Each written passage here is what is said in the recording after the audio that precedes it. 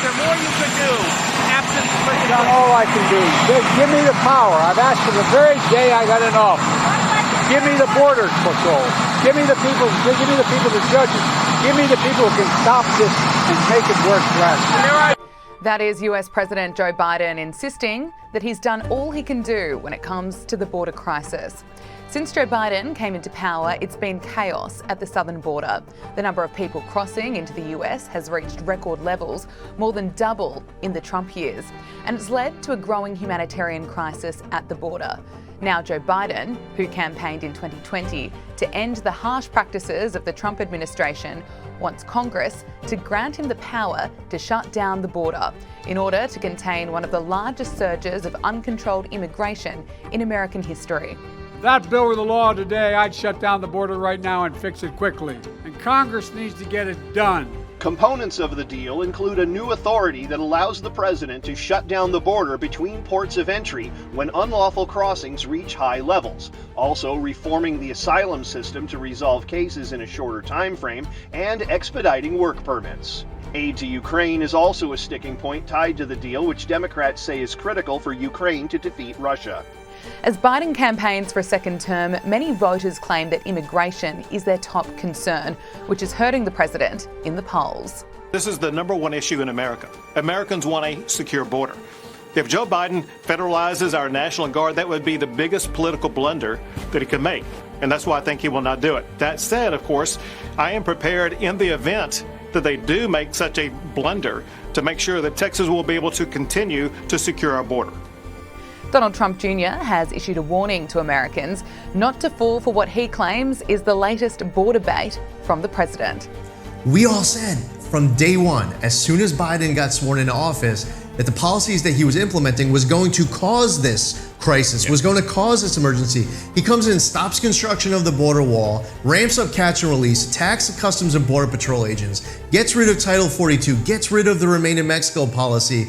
And now you have these Democrats who are acting as if Congress is the lone entity that is able to fix this. Joe Biden proved, and by the way, no way, you could say, Donald Trump proved during his 4 years that the president can do many things himself or herself to be able to get this stuff done. Joe Biden is proving that there's many things that the president can do themselves in order to be able to open up the border. The fact of the matter is that when President Trump was in the White House, he secured our border.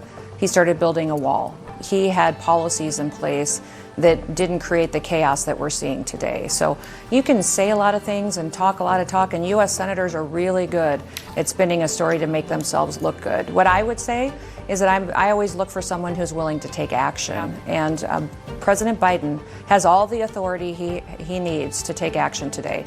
Journalist Emily Jashinsky explains the changes the president could make with a stroke of a pen. One of the things that Biden could do right now, today, within the next hour, is remain in Mexico. He could bring back the Remain in Mexico policy, which is that you have to wait in Mexico while your asylum hearing pens.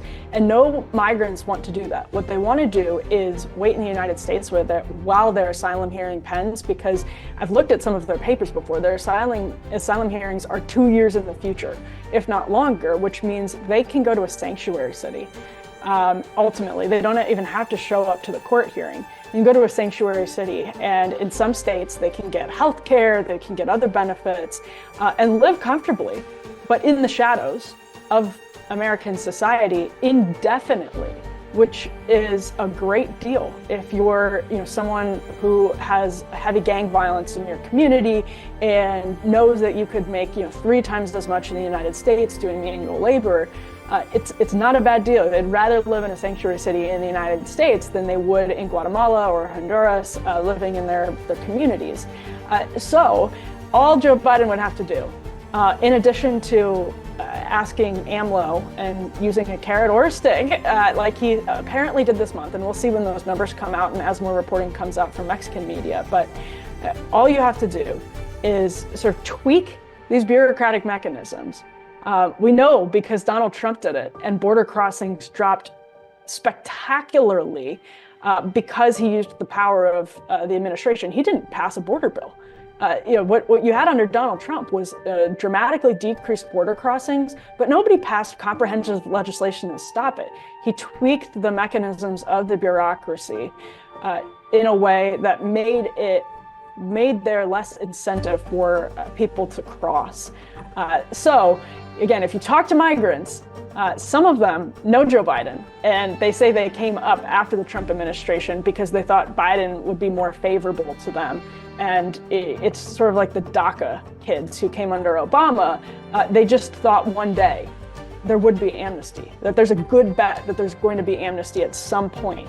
And maybe it'll come before their asylum hearing. Maybe then they'll be able to, contest an asylum hearing against them and stay in America while that's contested. Whatever it is, the Department of Homeland Security and Mayorkas and Biden can do all of this right now with the stroke of the pen today.